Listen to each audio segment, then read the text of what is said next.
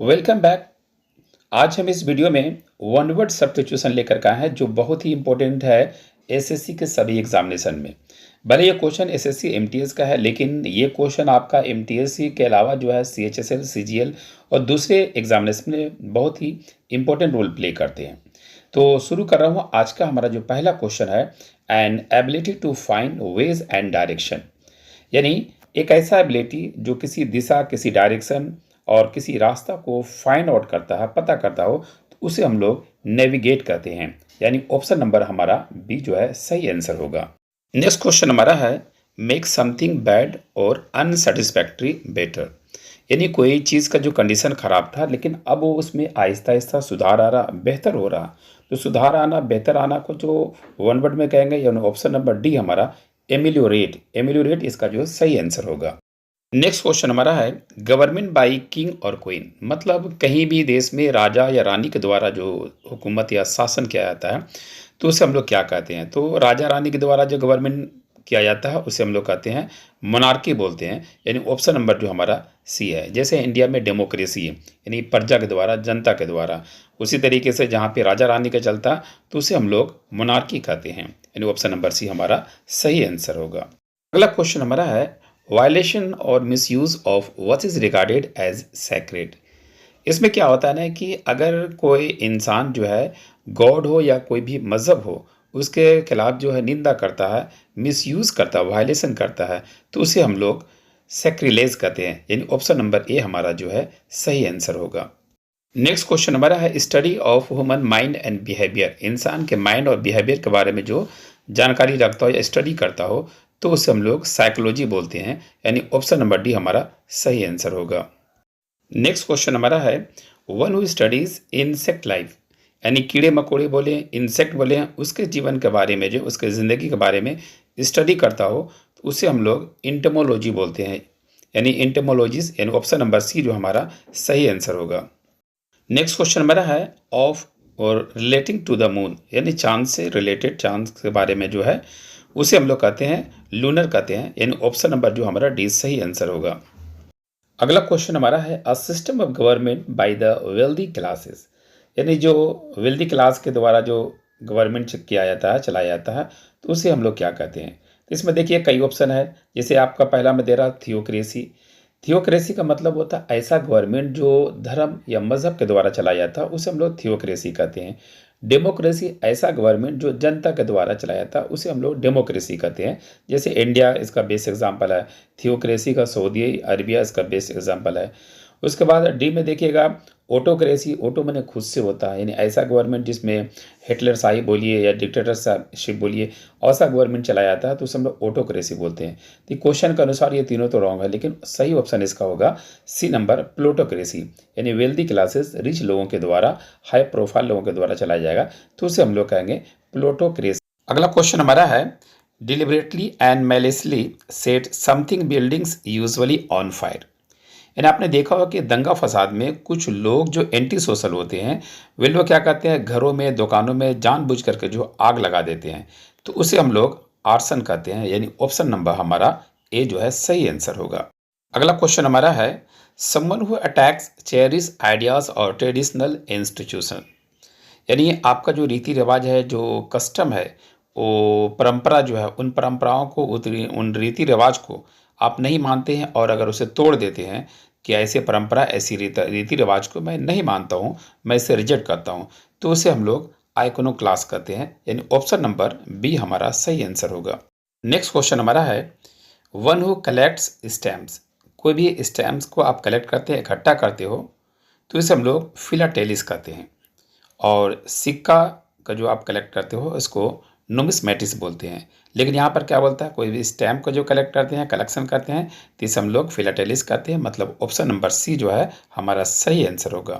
Next question हमारा है, one who hates Mankind, यानी इंसानों से नफरत करना। अगर आप किसी से प्यार करते हैं इसको बोलते हैं फिलो बोलते हैं, और किसी से घिन्ना करते हैं, नफरत करते हैं, इसको मिसो बोलते हैं। यानी हेट का सेंस में आ रहा था, मिसो वाला वर्ड होना चाहिए, इसलिए ऑप्शन नंबर बी में हम देखते हैं मिसनथ्रोप, यानी हेट्स ऑफ मैनकाइंड, मैनकाइंड से नफरत करने को हम लोग मिसनथ्रोप कहते हैं। अगला क्वेश्चन हमारा है, story of an individual written by himself, देखिए, 2 तरह का स्टोरी होता है। एक स्टोरी जो आप लिख रहे हैं और एक स्टोरी आपकी कहानी जो है दूसरे लोग लिखते हैं। अगर मान लीजिए आपका कहानी कोई दूसरा लोग लिखता है, उसे हम लोग बोलते हैं बायोग्राफी। लेकिन आप अपनी कहानी जो आप खुद लिख रहे हो, तो उसे हम लोग बोलते हैं ऑटोबायोग्राफी। इसमें क्या बोलता है, हिमसेल्फ मतलब खुद से लिखना। खुद से लिखना मतलब होता है ऑप्शन नंबर डी, ऑटोबायोग्राफी हमारा सही आंसर होगा। नेक्स्ट क्वेश्चन हमारा है, किलिंग वन सेल्फ यानी खुद को मार लेना को हमें क्या कहते हैं। देखिए, इसमें एक्चुअली में क्या साइड जो दिया हुआ है, CID साइड। साइड मीन्स होता है किल करना, मार देना, यानी उसे हटा देना। तो इसमें देखिए 4 ऑप्शन में साइड दिया हुआ है। जिसे पहला में देता है रेजिसाइड। अगर सत्ता के लिए आपने किसी राजा को हत्या किया हो, राजा को मर्डर कर दिया हो, तो उसे हम लोग रेजिसाइड कहते हैं। अगर मान लिया कि एक इंसान यानी पूरा एक इंसानियत को मारता हो, तो उसे हम लोग होमिसाइड कहते हैं। यानी कोई भी इंसान, जैसे मुंबई वाला जो घटना हुआ था, वो गन निकाल के जो भी सामने में आया सभी को मार दिया, इसे हम लोग कह सकते हैं होमिसाइड कह सकते हैं। नेक्स्ट हमारा क्या बोलता है, मैट्रिसाइड। मैट्रिसाइड क्या होता है, बहुत ऐसे लड़के और लड़कियां क्या कहते हैं, अपने माँ को हत्या कर देते हैं किसी चीज़ के लेकर के। मान लिया जाए वो किसी से शादी करना चाहता हो, पेरेंट्स जो है एग्री नहीं है, माँ अपोज कर रही है, तो बहुत ऐसी बच्चियां जो क्या करती है, वो अपनी माँ को ही जान से मार देती है, तो उसे हम लोग कहते हैं मैट्रिसाइड। लेकिन इसमें बोलता है कि खुद को मार लेना। अगर आप अपने आप को साइड कर लिए, अपने करियर में, अपने जीवन में जो है अपने डिप्रेस हो गए हैं, तो कभी कभी इंसान क्या करता है, खुद को अपने आप को मार लेता है, तो उसे हम लोग सुसाइड कहते हैं। मतलब ऑप्शन नंबर डी हमारा जो है सही आंसर होगा। अगला क्वेश्चन हमारा है, a place where dead bodies are kept for identification. यानी मरे हुए लोगों को आइडेंटिफिकेशन के लिए जो रखा जाता है, तो उस प्लेस को हम लोग बोलते हैं मॉर्ग बोलते हैं। यानी ऑप्शन नंबर बी हमारा सही आंसर होगा। नेक्स्ट क्वेश्चन हमारा है, occurring after the death of the said person. यानी आपने पोस्टमार्टम का नाम सुना होगा, तो पोस्ट का मतलब भी होता है आफ्टर। यानी पोस्टमार्टम कभी भी जिंदा लोगों को नहीं होता, मरे हुए लोगों को होता है, मरने के बाद लोगों के साथ ऐसा होता है।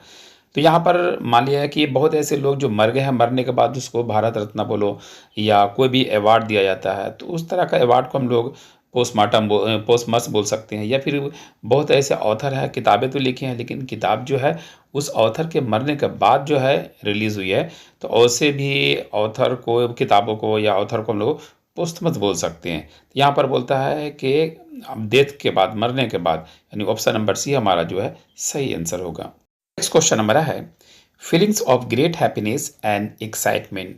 यानी ऐसा फीलिंग जो बहुत ज़्यादा खुशी होता हो, बहुत ज़्यादा एक्साइटमेंट होता है, तो उसे हम लोग यूफोरिया कहते हैं। यानी ऑप्शन नंबर डी जो हमारा सही आंसर होगा। नेक्स्ट क्वेश्चन हमारा है, in exactly the same words as were use originally. यानी जैसा ओरिजिनल था वैसे ही वर्ड अगर सेम जो है एग्जैक्टली होता है, तो उसे एक्चुअली में हम लोग वर्बाटिम बोलते हैं। यानी ऑप्शन नंबर सी वर्बाटिम जो इसका सही आंसर होगा। ऐसे इंटरेस्टिंग वीडियो के लिए आप ज़्यादा से ज़्यादा इसे अपने दोस्त, अपने फ्रेंड्स में जो है शेयर और सब्सक्राइब चैनल को करते रहें, ताकि आप इस चैनल से जुड़े रहें। नेक्स्ट क्वेश्चन हमारा है, a non professional who is inept at a particular activities. अगर मान लिया आपको ऐसा काम कर रहे हैं, उसमें आप प्रोफेशनल नहीं है, यानी शौकिया तौर पे काम कर रहे हैं, सिर्फ इंजॉय मज़े के लिए काम करते हैं, तो उसे हम लोग अमेच्योर कहते हैं। ऑप्शन नंबर ए हमारा सही आंसर होगा। नेक्स्ट क्वेश्चन हमारा है, one who can use either hand with ease. यानी बहुत ऐसे लोग हैं जो दोनों हाथों को बहुत ही आसानी से यूज़ करते हैं, राइट और लेफ्ट हैंड दोनों ही हाथ को यूज़ कर सकते हैं, तो उसे हम लोग एम्बीडेक्स्ट्रस बोलते हैं। यानी ऑप्शन नंबर सी हमारा सही आंसर होगा। नेक्स्ट क्वेश्चन हमारा है, having a common centre as a circle और ए स्फीयर। मतलब कोई भी सर्कल है या स्फीयर है, इसका जो कॉमन सेंटर होता है, तो इसे हम लोग को सेंटर कहते हैं। यानी ऑप्शन नंबर बी जो हमारा सही आंसर होगा।